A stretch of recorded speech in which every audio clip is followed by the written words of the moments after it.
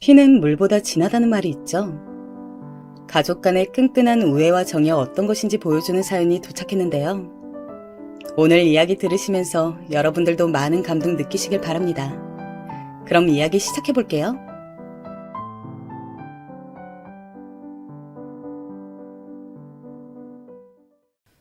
안녕하세요. 저는 50대의 성인이 된 자식들을 두고 있는 주부입니다. 저는 가난한 바닷가 마을에서 자랐는데요. 어머니는 남의 집 일을 하셨고 아버지는 바닷가 근처 식당에서 일을 하셨어요. 저희 때야 뭐 잘 사는 사람들이 많지 않았기 때문에 서로서로 못 사는 형편에 돕고 살았고 그래서인지 저희 집이 크게 가난하다는 건 느끼지 못했습니다. 그리고 제가 집안의 막내였기 때문에 저만 받는 혜택들도 있었어요. 제 위로는 오빠가 둘 있었는데 보통 다른 집 같으면 장남이다 차남이다 해서 남자들을 챙겨주곤 했는데 이상하게 저희 집은 반대였습니다. 해녀이신 할머니도 그러셨고 저희 아빠도 엄마에게 딸을 낳으라고 사내 자식은 징그럽단 말씀을 하시곤 했다네요. 아이고, 이번엔 딸이었으면 좋겠네. 이쁜 딸이었으면 바랄 게 없겠어. 2명이나 사내 자식이니 이 마지막은 딸이겠지? 아이고, 여보, 그게 내 뜻대로 되나요? 하늘이 점지해주는 거지. 그래서인지 제가 태어났을 때 아빠는 무척이나 기뻐하셨다고 합니다. 오빠들과는 나이 차이가 좀 있어서 오빠들이 제 기저귀를 갈아주기도 했다는데 당연히 저는 기억이 나지 않지만 아마도 그렇게 집안의 사랑을 독차지하며 자랐기에 가난해도 행복했던 어린 시절을 보내었던 것 같아요. 특히 저희 작은 오빠가 저를 너무 이뻐해서 친구들에게 놀림까지 당했다고 하는데요. 아빠는 그런 작은 오빠에게 동생 돌보는 건 전혀 부끄러운 일이 아니라며 앞으로 우리 점숙이는 니들이 책임지는 거다 라고 말하셨답니다. 오빠들은 그런 아빠의 특명을 어기지 않고 저를 잘 보살펴 주었고요. 특히나 불의의 사고로 어머니가 돌아가시면서 오빠들의 마음속엔 어떤 책임감이 생긴 건지 저를 더 애틋하게 생각하곤 했습니다. 오빠들과 제가 어느 정도 크고 나서부턴 아빠 식당의 일을 돕기도 했는데요.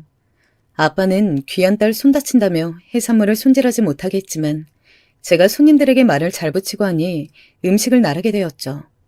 그리고 저는 어느 순간부터 해마다 전국 각지에서 오는 관광객들을 보며 가끔씩 동경에 빠졌어요.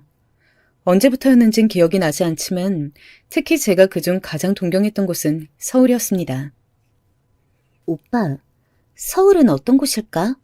막 자동차도 많고 공장도 많고 그러나? 나도 모르지. 안 가봤으니. 왜? 너 서울 가고 싶어? 궁금하잖아. 오빤 안 궁금해? 저는 뭐든 맛보고 경험해보고 싶고 하고 싶은 게 많은 아이였습니다. 그러다 보니 얼른 중학교만 졸업하고선 서울로 올라가 자유롭게 살아보고 싶었죠. 허나 절대 성인이 되기 전까진 혼자 사는 건 안 된다며 극구 반대하시는 바람에 그 꿈은 못 이뤄졌고 그 전까진 아빠 식당에서 일을 해야만 했어요. 가족끼리 있는 시간은 나름대로 즐겁고 행복했지만 저는 새로운 세상을 구경하고 싶은 욕심에 매일 밤마다 서울을 그리며 잠에 들었습니다. 하지만 제가 만만히 봤던 거죠. 어렵게 올라가게 된 서울에 도착하자마자 고난길이 펼쳐졌으니까요. 아빠가 주신 돈을 가지고 월세방 하나를 구하긴 했지만 그 다음이 문제였습니다. 먹고 살아가기 위해선 일을 해야 했는데 아빠 식당 말고는 일을 해본 적이 없어서 그런지 뽑아주는 곳이 없었습니다. 그래서 그때부턴 두렵고 떨리는 마음으로 일자리를 알아보러 다녔던 것 같아요. 아줌마, 저 일 좀 시켜주시면 안 될까요? 사장님, 저 일 잘할 수 있는데 한 번만요. 줄임배를 잡고 계속해서 이런 말들을 주워 섬기며 일자리를 알아보았는데 서울에 올라온 현실이 문득 너무 서글프기까지 했습니다. 그러던 어느 날 사람이 정말 죽으라는 법은 없는지 저를 안쓰러이 여기는 옆집 아주머니께서 공장에 다리를 놔주신 거였어요. 아주머니는 공장의 작업반장에게 저를 데려갔고 그때부터 저는 가방 공장에서 일을 하게 되었습니다. 하루 종일 갇혀 계속 일만 하는 삶. 제 세대의 여러분들이라면 그런 경험을 해보셨겠죠? 그러면 다들 아실 겁니다. 얼마나 그 삶이 고달프고 퍽퍽하고 눈물이 나도록 서러운 것인지를요. 밝고 쾌활했던 어린 소녀는 어느새 사라져가고 그저 하루살이처럼 일만 하다 기숙사 방에 눕는 순간 쓰러져 자는 그런 일상이 제 삶의 전부였죠. 거기다 공장 작업 반장은 얼마나 못살게 구는지 조금이라도 쉬고 있으면 일 안 할 거냐며 제 손을 꼬집기도 했습니다. 또 제 외모를 트집 잡아 너같이 못생긴 애들은 공장 일이라도 잘해야 시집 가는 거다. 라며 흉을 보기도 했어요.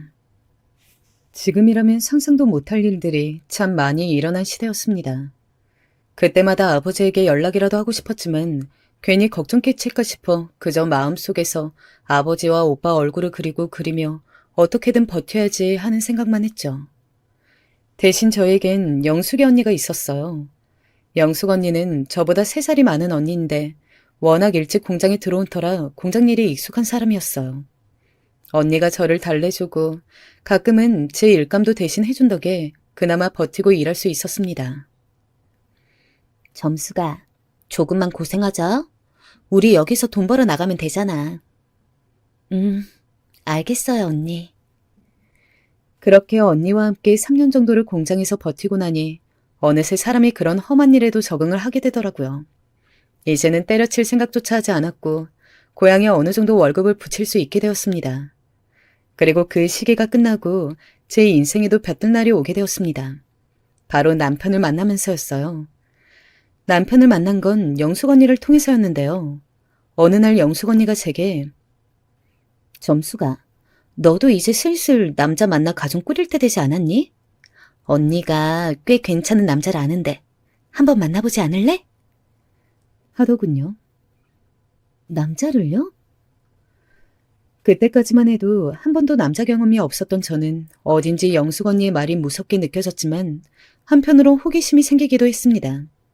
바닷가에 살 때 동네 오빠들과 은근한 호감을 주고받았던 적은 있었지만 정식으로 누굴 만나거나 한 적은 없었으니까요. 남편과는 첫 만남 때부터 어딘지 모르게 잘 통한다는 느낌이 들었습니다. 둘 다 이성 경험이 없었고 일만 해왔다는 점에서도 똑같았고 다만 남편은 사람이 내성적이고 어딘지 줏대가 없긴 했는데 그것조차 그때는 매력적으로 보였습니다. 또 당시 아버지 회사에서 일을 하고 있다고 했는데 일에 몰두하는 모습이 성실해 보이더군요. 그래서 몇 달 만나며 서로 차차 알아가던 중이었는데 마음이 너무 급했던 건지 일이 터지고 말았습니다.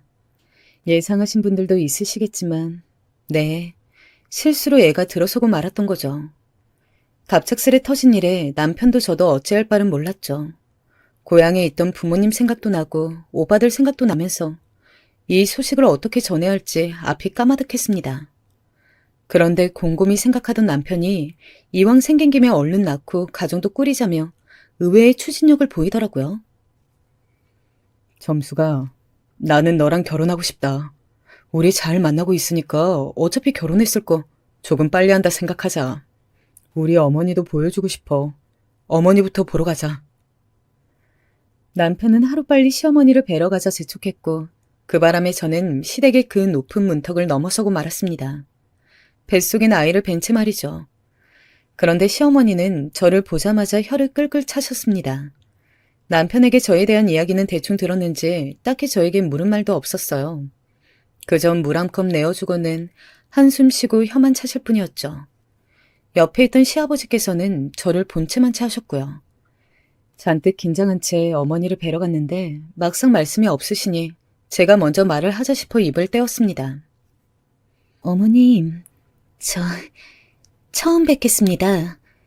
김점숙이라고 합니다. 근데 들려오는 어머니의 다음 말은 제 귀를 의심할 정도로 충격적이더라고요. 우리 아들 새끼가 맞는 건 확실한 거지? 네? 확실하냐고. 그것부터 확실히 하자꾸나. 네, 당연히 맞죠. 이 사람 애입니다. 어머니, 왜 그걸 의심하세요? 그때는 시어머니 눈도 못 쳐다보고 더듬더듬 말을 이어갔던 것 같아요. 당황스러운 반, 놀라운 반이었습니다. 어떻게 그걸 의심하실 수 있나, 내가 그런 해픈 여자로 보인 건가 싶어 괜히 온매 무새를 만졌습니다. 결혼식 배 부르기 전에 최대한 빨리 해라. 그리고 작게 해. 사람들 눈에 띄지 않게. 시어머니가 마지막으로 말씀하신 건 이 두 가지였어요. 빨리 해라, 작게 해라. 시어머니는 마치 도둑 결혼이라도 하는 것처럼 후다닥 결혼을 해치우고 싶어 했습니다. 저야 고향 사람들도 다 초대하고 오빠 친구들까지 생각하고 있었는데 그렇게 못을 박아버리니 난감하더라고요. 그래서 어머님, 저 제가 임신을 하긴 했는데 아무래도 아버님 손님분들도 있고 해서 아주 작게는 힘들 것 같은데요. 라고 용기 내어 말씀드렸는데 곧바로 시어머니의 날선 대답이 돌아왔어요. 너 지금 자랑하니? 네? 사고 쳐서 결혼한 거 난 자랑하고 싶은 마음 없다. 그러니 최대한 서둘러. 임신에 결혼한 거 저희 실수고 잘못이라면 잘못입니다. 근데 저렇게 말씀하니 마치 제가 꼭 부정을 저지른 것만 같아 저 나름대로 기분이 상하더라고요. 그래도 어머님 손주인데 허나 어쨌든 정상적인 수순을 거쳐 진행하는 결혼이 아닌 만큼 어머님 의견 따라 빠르게 진행했습니다. 결혼식은 정말 친한 지인들과 가족들만 초대했던지라 횡하고 초라했어요. 그도 그럴 것이 어머님은 식구들 빼곤 아무도 부르지 않았더라고요. 마치 결혼식을 숨기기라도 하고 싶은 것처럼요. 이게 오빠들 눈에도 이상해 보였는지 나중에 오빠들이 제게 와 왜 이리 결혼식을 작게 했냐? 물어보았지만 저도 딱히 할 말이 없었습니다. 오빠들은 그래도 어렸던 여동생이 번갯불에 콩 볶아 먹듯 시집을 간다니 나름 섭섭했는지 결혼식 날 눈물까지 글썽이더라고요. 그리고 그때 당시로 치면 꽤 큰 돈을 축의금으로 내주었어요. 이 돈을 어찌 모았을지 생각하면 눈물이 다 날 정도로 제겐 참 귀한 돈이었습니다. 우리 점숙이 똑똑하니까 잘 살 거다. 잘 살겠지만 살면서 힘든 일 있음 언제든 오빠들 찾아야 한다. 알았지? 알았어, 오빠들. 늘 고마워요. 살다 힘들 때 오빠들 꼭 찾을게요. 결혼이라는 식을 치르고 나니 감회가 새로워진 건지 그날은 유독 눈물이 많이 났습니다. 식이 끝나곤 오빠들을 꼭 껴안고 한참을 고맙다고 서로 등 두드려주기도 했죠. 그런데 나중에 들었지만 시어머니께서 그 모습을 보시고 또 혀를 차며 뭐가 좋아 저리 웃는 건지 모르겠다. 고 했다더군요. 시어머니의 구박은 그때부터 시작되었습니다. 먼저 시어머니는 갑자기 아이가 생겼으니 바로 분가하기보단 같이 살다가 분가하시길 원했는데요. 근데 그걸 제가 반대했어요.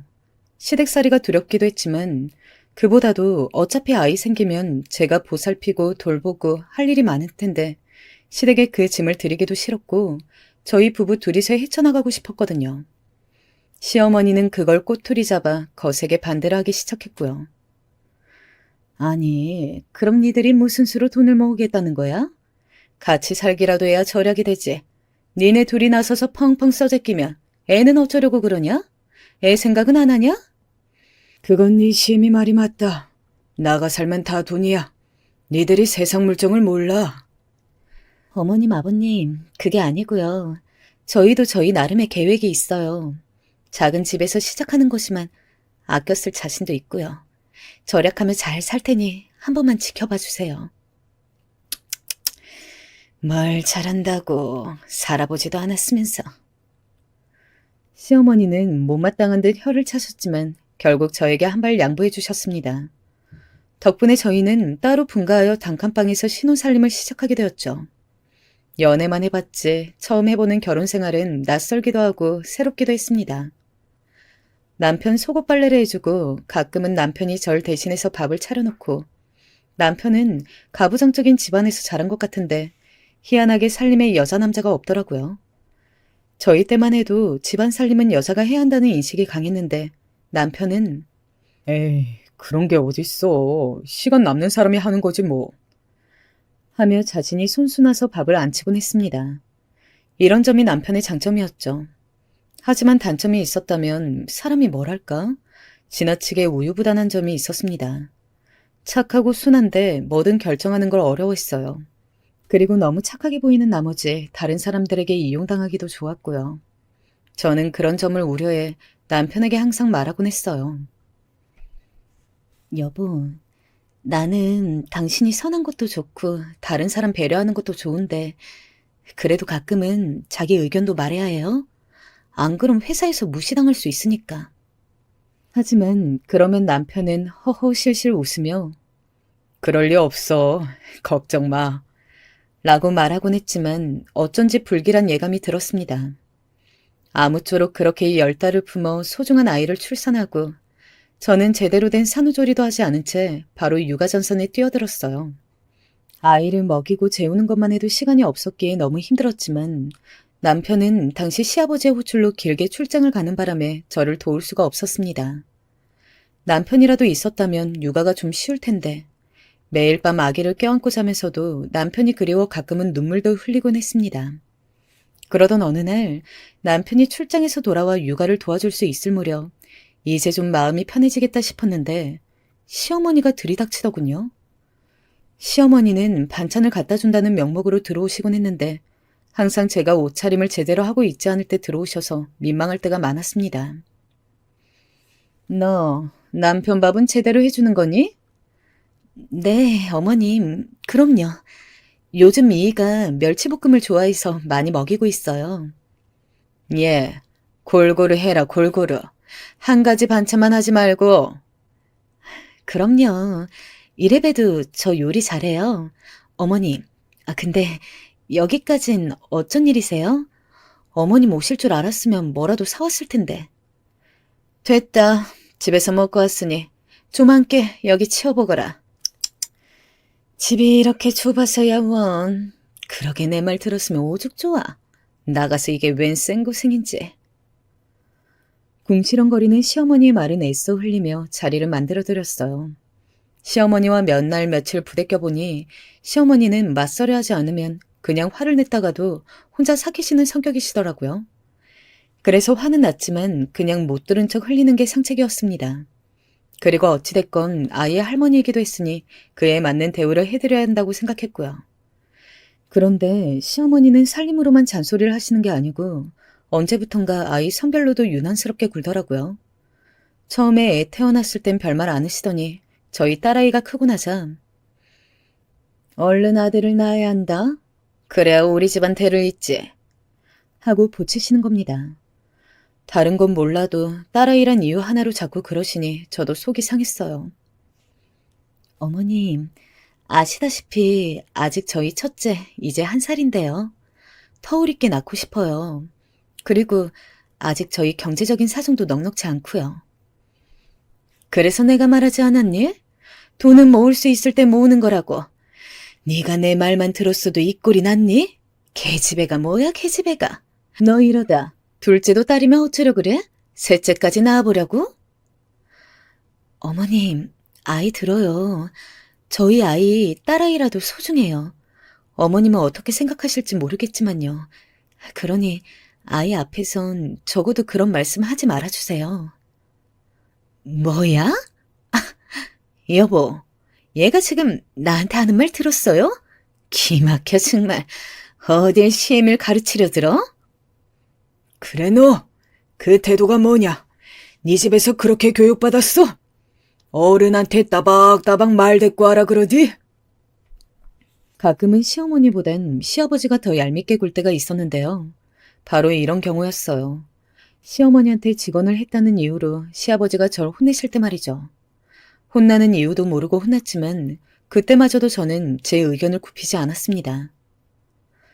정말 너무들 하시네요.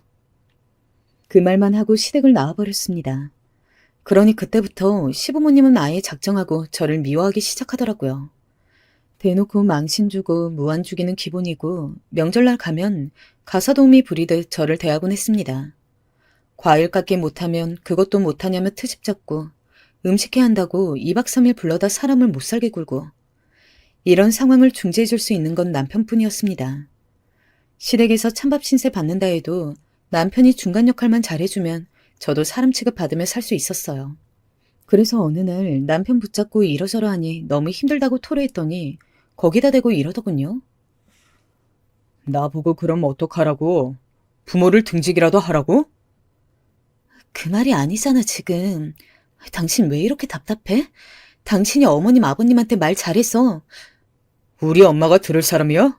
그래봤자 갈등만 커져. 그냥 당신이 참는 게 나아. 지금껏 잘 참았으면서 왜 그래? 네. 남편은 정말이지 제 고통이라고는 생각도 못해주는 남의 편이더군요. 자기 역시 시아버지의 비위 맞춤에 일하느라 힘들어서 밥도 제대로 못 먹고 다닌다는데 그런 자기에게 무리한 부탁을 하지 말라나요, 뭐라나요? 정말이지 어이가 없었습니다. 그럴 거면 아버지 회사를 나오면 되지. 그것조차 말하지 못하고 맨날 시아버지 전화 한 통이면 달려가 내내 하는 것도 보기 싫었죠. 사실상 남편의 장점은 부드럽고 다정한 사람이라는 것이었는데 이젠 정이 떨어져 그 장점마저 퇴색된 것 같았습니다. 저희는 부부로서의 정도 뭣도 없이 사는 오직 애가 있다는 이유 하나만으로 살고 있는 부부였습니다. 참 회한이 밀려오더군요. 그래도 한때는 그토록 사랑해서 만났던 남편이었는데 그 와중에 시어머니는 제가 아이 문제에 있어 제멋대로 하려 하자 길을 들이셔야겠다고 생각했는지 저를 집으로 부르는 일이 잦아졌어요. 이유인 즉슨 며느리가 되어서 아픈 시엠이 돌보는 걸 개떡으로 알면 안 되니 봉양하라는 거였죠. 아침부터 저녁까지 먹성 좋은 시어머니의 입맛에 맞춰 저는 요리를 하고 간식을 만들고 집안일까지 소화해야 했어요. 그러다 아이가 울면 가서 달래주고 또 재워주고요. 애는 내가 돌볼 테니 넌 일이나 해라. 시어머니는 처음에야 이렇게 말씀하셨지 막상 뒹굴거리시며 잠이나 잘 뿐 저희 애는 안중에도 없으시더라고요. 어쩜 저리 손주이신데 저리 매정하신지 혀를 찼습니다. 그때 제가 시어머니 말을 딱히 거부하지 않고 그대로 따라드린 건 사실상 예의였습니다. 얼마 전 허리를 다쳐 아프시다고 앓는 소리도 내시고 하니 거기에다 대고 어머님 혼자 알아서 하세요 라고 말할 수도 없어 해드린 예의였죠. 근데 시어머니는 이걸 굴복이라고 받아들이신 건지 저를 아주 막대하시더라고요. 거기다 툭하면 저희 친정을 건드리셔 제 성질을 돋구곤 했어요. 예, 근데 말이다. 너희 집은 어디라고? 저 시골이라 했지? 아니 거긴 어디냐? 차 타고 갈 수 있는 곳이야? 그럼요 어머님. 왜 못 가요? 갈 수 있죠. 참 시골 총구석이라도 그건 되나 보네. 신기하다. 총구석까진 아닌데. 예, 말대꾸 하지 말고 얼른 감자전이나 부쳐라. 입이 심심하다. 이런 식으로 말입니다. 거기다 제가 어느 날인가 아버지에게 해산물을 가득 받은 적이 있는데 이걸 가지고는 시비를 거시더군요. 너 이번에 그 아버지가 해산물 보내주셨다며? 그거 왜 안 가져오냐? 네? 아니 너 내가 조개 좋아하는 거 모르니? 조개, 가리비, 굴 이런 거 없어서 못 먹는다 나는. 그러니 그런 거 들어오면 제깍제깍 가져와라. 아낄 생각 말고. 하여튼 이런 걸 꼭 내 입으로 말해야지 넌? 아, 네. 싫어요라는 말이 목구멍까지 올라왔지만 쪼잔한 사람 될까봐 차마 그렇게는 말 못하고 고개만 끄덕였습니다. 하지만 그 이후론 친정에서 그런 걸 받아도 절대 어머님께 알려드리지 않고 남편도 입조심을 시켰죠. 저희 아빠가 저 생각하며 주신 걸 시부모님에게 나눠드리고 싶진 않았거든요. 하지만 이놈의 입방정, 남편놈의 입방정이 문제였죠. 명절날 친정에 갔다 오면 남편은 제 말을 쏙 잊어버리고 꽃게를 가져왔다느니 하는 말을 내뱉었고 그러면 시어머니는 저를 노려보며 한 말씀 하셨죠. 시애미 주기가 그리 아까웠니? 이런 망할년 같으니라고. 너 다 먹어라. 아니, 그게 아니고. 이기적인가. 솔직히 그럴 땐 저도 민망해 할 말이 없어 고개를 돌리고 서 있곤 했습니다. 시부모님은 그런 저에게 대놓고 욕을 퍼부었고요. 참 너무 험난한 시집살이었네요. 시어머니 등살에 구박에 남편의 무관심에 서러움이 한가득인 세월이었습니다. 그런데 그리 살던 어느 날 친정 아버지에게서 연락이 왔어요. 아빠, 무슨 일이에요? 아니, 다른 게 아니고 딸 얼굴 볼 겸 서울 올라갈까 하는데. 정말? 그럼 나야 좋지. 아빠 언제 와요? 이번 주말이 좋을 것 같아. 그렇게 아빠께선 서울에 올라오셨고 저는 오랜만에 아빠와 화기애애한 시간을 보냈어요. 그야말로 저에게는 참 휴식 같은 시간이었습니다. 이곳저곳 다니며 즐거운 시간을 보냈죠. 근데 가족의 눈은 못 속이는 건지 저에게 많이 야유였다고 시댁에서 고생하고 있냐 묻더라고요. 아니에요. 고생은 무슨. 그런 게 아니면 왜 이렇게 홀쭉해? 뭐든 잘 먹는 애가 밥도 잘 먹지 않고. 아빠의 걱정스런 말이 제 코끝을 순간 시큰하게 만들었습니다. 그리고 그 자리에서 통곡하듯 울고 싶은 마음을 겨우겨우 꾹 눌러 참았습니다. 하지만 아빠는 그 자리에선 아무 말 없으시더니 무언가 눈치채셨나 보더군요. 돌아가는 길에 저를 꼭 안아주시며 우리 딸, 아빠가 사랑하는 거 알지? 라는 한마디를 하셨어요. 아빠의 사랑한다는 한마디. 그건 제가 그 힘든 세월을 지나올 수 있게 한 동력이나 다름없었습니다. 훗날의 세월 역시 마찬가지고요. 다행히 그 이후 남편도 회사 일에 적응을 하고 출장이 줄어들면서 가정에 붙어있기 시작했어요. 그간 못해줬던 게 미안했는지 저에게 없던 애교도 부리고 집안일도 다시 거들고 하더라고요. 남편이 도와주니 그나마 육체적인 피로가 덜했죠. 부부 사이가 조금 좋아지니 둘째도 생겼고요. 근데 둘째를 낳기 전부턴 얘가 아들인지 딸인지 벌써부터 걱정이 되었습니다. 혹시나 딸이면 또 셋째 낳으라 할 텐데 그 소리 듣기 싫어서라도 차라리 아들이면 좋겠더라고요. 하지만 하늘도 무심하시지. 저는 또 딸을 낳고 말았어요. 저에게야 우리 두 딸들 다 너무 귀중하고 소중하지만 시어머니는 제겐 못할 소리를 참 많이 했습니다. 10시간의 진통 끝에 겨우 애를 낳은 저에게 와서는 셋째 준비해라 라는 말씀을 하고 가신 분이니까요. 거기다 첫째 때 산후조리를 제대로 못해 몸이 아팠던 걸 생각하면 둘째 때 잘해야겠다 싶어 조리원에 들어가려 하니 극구 반대를 하시더라고요. 내 아들이 힘들게 번 돈으로 뭔 놈의 지랄까지 하고 앉아있어? 거기다 아들도 아니고 계집애인데 그냥 집에서 미역국이나 끓여 먹어라. 어머니, 왜 이렇게 아들에게 집착하세요? 제가 딸 낳고 싶어서 낳았나요? 그만 좀 하세요. 저 애 낳은 지 얼마 안 된 사람이라고요. 유난 떤다, 유난 떨어. 나 때는 애 낳고 3일 만에 나가 일했다. 어디 꾀병을 부리려 들어? 그건 어머님 때이고요. 전 그렇게 못합니다. 결국 저는 시어머니의 말을 무시하고 조리원에 들어갔습니다. 남편에게도 이번엔 어머님 편을 들면 그때는 얄짤 없을 거라고 경고해두니 처음으로 자기 엄마한테 큰 소리도 내보더라고요. 덕분에 관리를 받고 나왔는데 역시나 나오자마자 시부모님은 저를 다신 안 볼 기세로 말씀하시더군요. 너 같은 며느리 둔 적 없으니 이혼을 하든지 해라. 갈라서라고 내 아들이랑. 네? 엄마, 왜 그래요? 이러지 않기로 했잖아요. 가만히 있어. 너, 내가 지금까지 그 거지 같은 시골 집구석에서 온 너, 며느리랍시고 받아주고 참아줬다. 근데 나도 더는 한계다. 너 같은 거 필요 없으니 당장 내 아들 집에서 짐 싸 나가라. 뭘 멀뚱히 보고 서 있어? 그럼 네가 나가지. 내 아들이 나가야겠니? 지금껏 일 안 하고 집에서 놀고 먹고 자빠졌으면 그것만으로도 감사하게 생각하고 나가야지. 갓난아기를 낳은 저에게 당장 나가라는 시어머니. 제가 어떻게 했어야 하는 걸까요? 그저 시어머니 말에 순종했어야 했던 걸까요? 그렇게 둘째를 낳았을 적 이미 저와 시댁은 갈등의 골이 너무도 깊어져 있었습니다. 그리고 남편은 역시나 우유부단하게 저기 있잖아, 여보. 조금만 여관 같은 데 가 있어. 내가 금방 찾아갈게. 라고 하며 저를 내쫓더군요. 너무 서럽고 서글픈 눈물이 다 났습니다.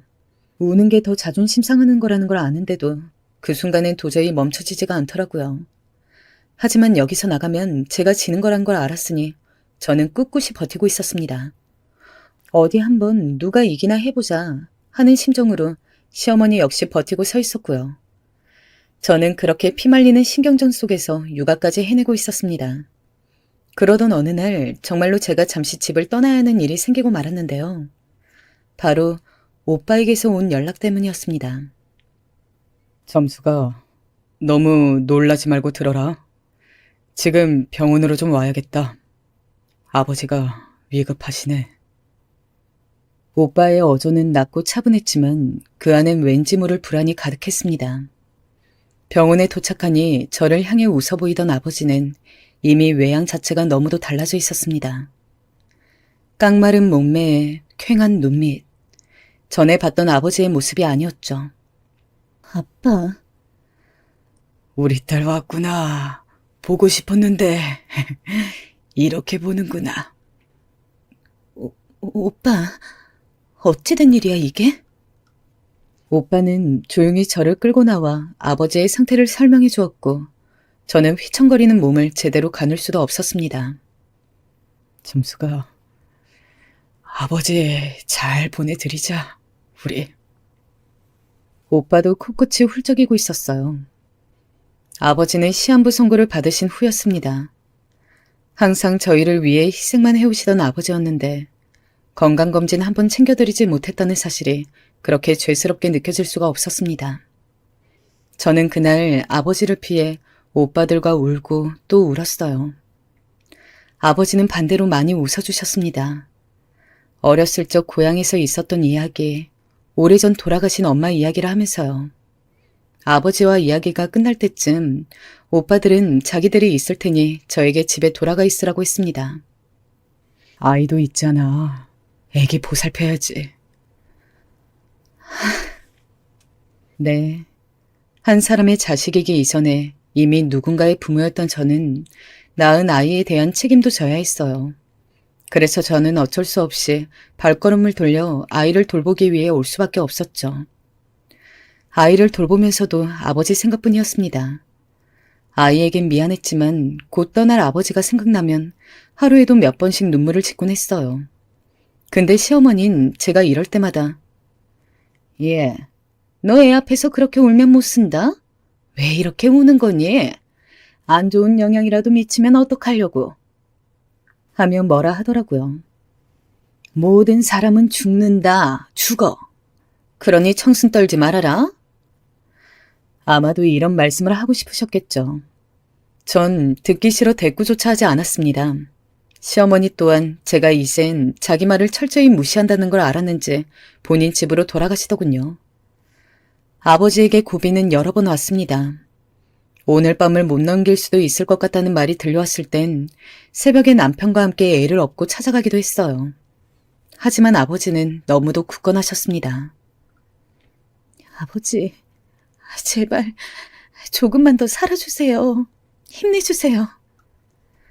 나는 자식의 요구를 차마 거절할 수 없었는지 생각보다 오래도록 있어주셨어요. 그런데 그러던 어느 날 일이 벌어지고 말았습니다.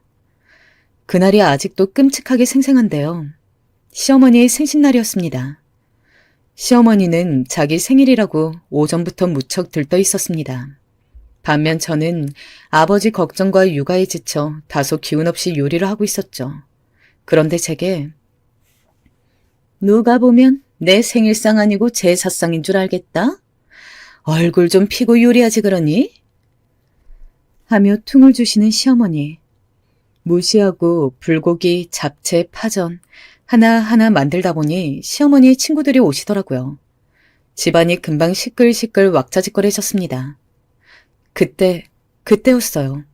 갑자기 전화가 걸려오더라고요. 오빠였어요. 가슴을 부여잡으며 조심스레 받아보니 오빠의 목소린 슬픔으로 가득해 있었어요. 얼른 와봐야 할 것 같아. 빨리 와, 점수가, 빨리. 저는 오빠의 말을 듣자마자 다급히 앞치마를 벗고 시어머니에게 대강 상황을 설명을 드린 뒤 신발을 신었습니다. 오로지 머릿속엔 아버지 생각밖에 없었죠.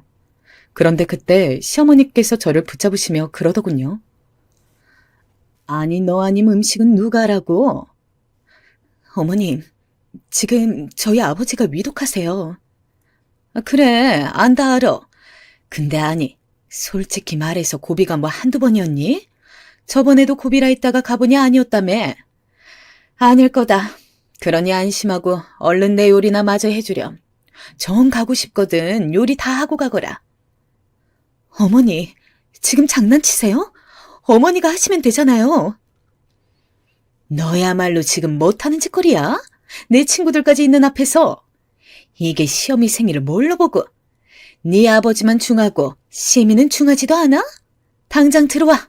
내가 오냐오냐 봐줬더니. 이거 놓으세요. 놓으시라고요 좀. 못 놓는다. 못 놔. 이 징그러운 것 같으니라고. 결국 시어머니와 저는 몇 번의 몸싸움까지 벌여야 했고 시어머니 친구들이 이를 뜯어 말릴 정도였습니다. 그리고 그 결과 오빠의 연락을 받은 지 30분이나 지체되어 병원에 도착했고 아버지는 이미 세상을 떠나신 뒤였습니다. 아버지. 아버지라는 말이 겨우 입 밖으로 튀어나왔는데 그 순간 고여있던 슬픔이 한꺼번에 터져버려 바닥에 엎드려 엉엉 울고 말았어요. 아버지에게 못내 사랑한다는 말도 하지 못하고 이리 허망하게 떠나보는 게 그렇게 가슴이 아플 수가 없었습니다. 그런데 장례식을 치르는 동안 마주한 시모의 얼굴을 보곤 슬픔이 아닌 분노가 치밀더군요. 시어머니는 절 보곤 멋쩍은 듯 웃더니 시아버지와 함께 떡을 먹으며 하하 호호 수다를 떨다 가셨는데 그 모습을 보고 있자니 도저히 참을 수 없는 수준의 분노가 치밀었습니다. 저는 아버지 장례가 끝나고 오빠에게가 말했습니다. 제가 아버지의 임종날 무슨 일을 겪었는지 말이죠. 오빠들, 잘 들어. 나 아버지 임종날 늦었던 거 왜 그랬는지 얘기해 줄게. 내가 그날 시어머니 생신이라 요리를 하고 있었는데 아버지 위급해서 가야 한다고 하니까 나를 붙잡더라. 나 아니면 요리는 누가 하냐고. 그래서 늦은 거야. 그 여자가 날 못 가게 붙잡느라고. 그게 정말이야? 내가 말한 거 전부 다 사실이야. 나 이대로 못 넘어가겠어. 남편도 징글징글하고 나도 참을 만큼 참았어. 이젠 끝내려고 해. 도와줄 수 있어? 이런 개망나니 같은 집구석. 시댁 주소 불러. 어디야? 오빠들은 제 말이 저보다 더 열이 받은 듯 보였습니다. 얼굴이 불그락 푸르락해지더니 당장 시댁 주소 부르라고 하더군요. 오빠들이 무슨 일을 치진 않을까 걱정되긴 했지만 일단은 그 길로 시댁으로 쳐들어갔죠. 열쇠가 있어 초인종을 누르지 않고 문을 열었는데 시어머니와 시아버지 둘 다 TV를 크게 틀어놓고 코를 드르렁거리며 잠을 자고 있었습니다. 오빠들은 그 즉시 화장실에 있는 변기물을 바가지로 퍼 그대로 시모와 시부의 얼굴에 쏟아부어 버렸습니다. 뭐 하는 짓이야? 뭐 하는 짓이긴요. 당신이 내 동생의 아버지 마지막 가는 길 보는 거 방해했다면서요? 우리 아버지가 얼마나 찾으셨는지 아세요? 아니, 잠시만요. 우리 말로 합시다, 말로. 예, 며느라가야, 말려라. 안 말리고 뭐하니? 저는 잠자코 서 있었어요. 어차피 시댁과 끝난 사이 오히려 이렇게 복수라도 하고 끝내줄 수 있으니 너무 다행이었습니다. 바닷가에서 일하는 오빠들의 험악한 인상과 몸을 보고는 시어머니는 계속 몸을 달달 떨었고 시아버지 역시 안쓰러울 만큼 저에게 도움의 눈길을 보내고 있었어요. 오늘이 당신들 제삿날입니다. 아시겠어요? 그리고 큰오빠는 그 말을 끝으로 시아버지 집에 있는 골프채를 들어 집안 물건을 부수기 시작했어요. 물건들이 부서지는 동안 작은 오빠는 냉장고 문을 열더니 먹다 남은 케이크를 찾아 시어머니 얼굴에 지지기로 했어요. 그러자 시어머니는 비명을 질렀고 제가 오빠를 막아섰습니다. 아유, 제발 며느라 부탁한다. 제발 그만 좀 하게 해다오. 네, 어머님. 제가 깔끔하게 이혼해 드릴 테니 오늘 일은 없던 거예요. 아시겠어요? 알겠다. 그럴게. 행여나 오빠들이 경찰에 들어가는 걸 막기 위해선 시어머니의 입단속도 필요했어요. 그렇게 일을 마무리하곤 저는 이혼 도장을 찍었습니다.